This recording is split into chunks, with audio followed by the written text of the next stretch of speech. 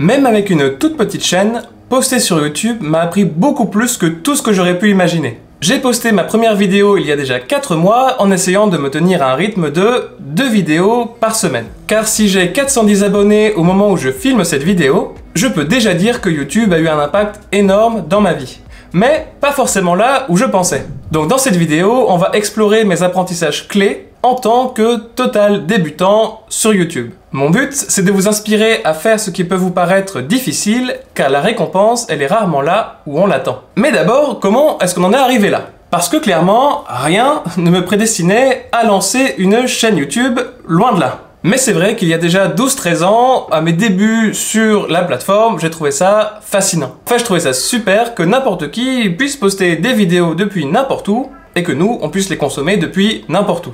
Alors c'est sûr qu'à l'époque, je regardais plutôt des vidéos de pandas et des sketchs, et l'idée de poster mes propres vidéos était même pas envisagée. Et toutes ces années, je suis resté fidèle à la plateforme. Par contre, comment je l'utilise, effectivement, a changé. J'ai gardé le côté divertissement, mais de plus en plus, j'ai aussi utilisé le côté éducatif de YouTube. Je regardais des vidéos de karaté ou d'arts martiaux en complément de mes entraînements pour apprendre de nouvelles techniques. Puis plus récemment, j'ai commencé à utiliser YouTube aussi pour apprendre de nouvelles compétences. Finances personnelles, méditation, mindset, philosophie. Et je trouve ça toujours aussi génial qu'on puisse consommer des conseils d'experts, mais aussi de personnes qui, comme nous, essaient de progresser. Et en parallèle de tout ça, j'ai continué à progresser et à travailler sur moi-même. J'ai approfondi ces sujets par de nombreuses lectures, des podcasts, et surtout, j'ai beaucoup expérimenté sur moi-même. Puis, au fur et à mesure, mes amis et mes collègues ont commencé à me poser de plus en plus de questions sur ces connaissances que j'avais acquises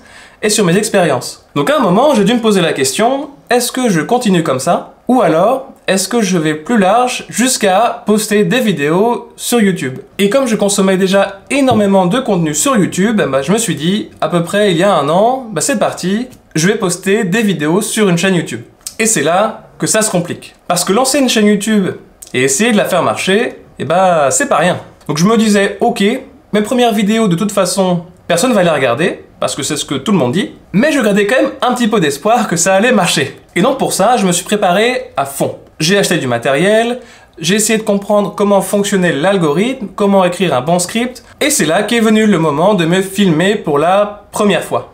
Bon là, je me suis quand même dit, mais ça va pas, tu vas pas te filmer, tu te prends pour qui, qu'est-ce que tu vas raconter sur internet, qu'est-ce que les gens vont penser? Et ça, je pense que c'est vraiment la chose la plus difficile à dépasser, c'est de se dire, ok, on va poster à la vue de tous, qu'est-ce que nos proches, qu'est-ce que nos amis, nos familles vont penser de ce qu'on raconte sur internet. Donc je me suis dit, bon, à ce stade, je vais le laisser de côté et on verra plus tard. Parce qu'est venu le moment de poster ma première vidéo. J'avais pas mal travaillé dessus, donc je gardais quand même un espoir que cette vidéo puisse fonctionner. Sauf qu'évidemment, je n'avais aucune expérience de la plateforme, et donc, comme vous pouvez l'imaginer, ma première vidéo a eu 15 vues. Et en même temps, on m'avait prévenu. Et ça nous amène à mon premier apprentissage, qui est qu'il ne faut pas hésiter. Il faut se lancer. Et effectivement, avec un pas de recul, aujourd'hui, je pense que j'aurais pu me lancer un peu plus tôt. Car j'aurais appris plus et plus vite. Le seul moyen d'apprendre vraiment, c'est d'oublier la théorie et de se lancer. Même si on se casse la figure.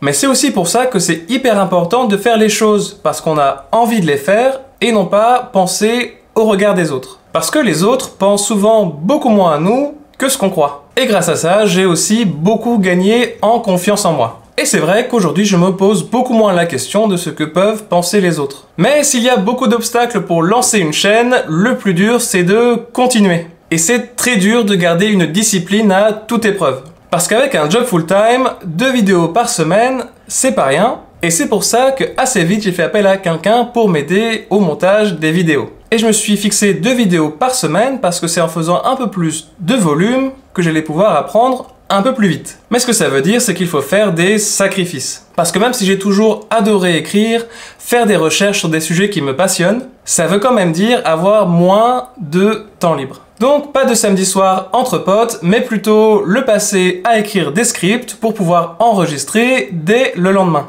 En général, ce que je fais, c'est que je fais les 4 scripts d'un seul coup et le lendemain, j'enregistre les 4 vidéos à la chaîne. Ça m'a permis d'optimiser un petit peu le processus et de gagner du temps. Donc même quand on aime vraiment quelque chose, au début, c'est très difficile, surtout quand on n'a vraiment aucun résultat. Parce que sans aucun résultat, les moments de doute, ils sont là tout le temps. Et quand j'ai posté ma première vidéo et que j'ai eu mes 15 vues, je me suis dit bon, ok, c'est ma première vidéo.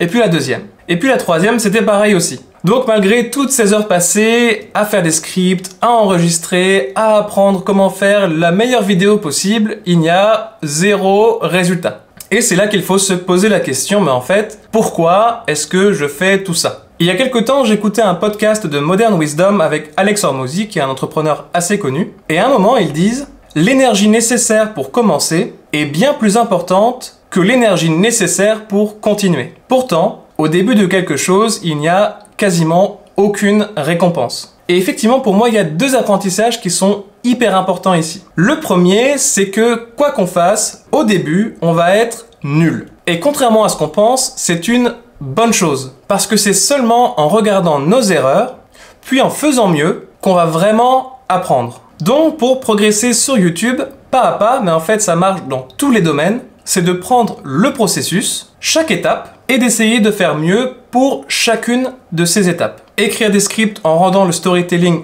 un peu plus intéressant à chaque fois, enregistrer une vidéo en essayant de partager plus d'émotions, et surtout, essayer d'attirer l'attention sur des sujets qui me passionnent. Mais ça aide à progresser, mais pas forcément à rester motivé. Et la deuxième leçon, c'est de comprendre pourquoi est-ce qu'on fait ce qu'on fait. C'est vraiment le meilleur moteur pour nous aider dans les moments de doute, parce que rappelons-le, les moments de doute, ils sont là tout le temps. Et ça m'a amené à ma plus grande motivation, qui est d'apprendre pour pouvoir ensuite expérimenter à fond sur moi-même, pour enfin partager et aider le maximum de personnes. Et finalement, ça m'a aidé à prendre un pas de recul et à me dire, mais en fait, si j'ai seulement 15 vues, si ça se trouve, dans ces 15 vues, il y aura une personne que j'aurai aidée. Et en fait, ça, ce sera vraiment déjà une première victoire en soi.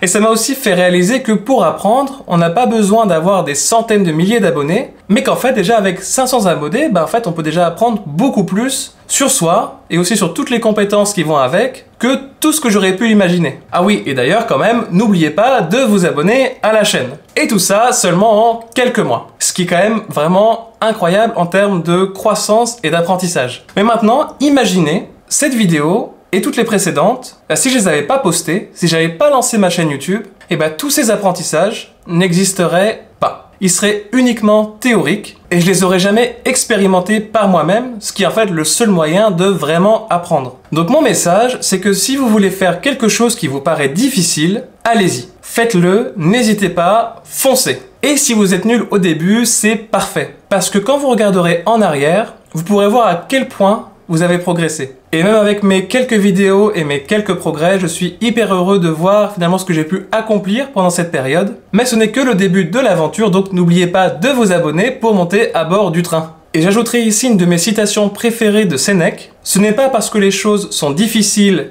que nous n'osons pas, c'est parce que nous n'osons pas qu'elles sont difficiles. Donc à très bientôt pour une prochaine vidéo et merci d'être resté jusqu'ici.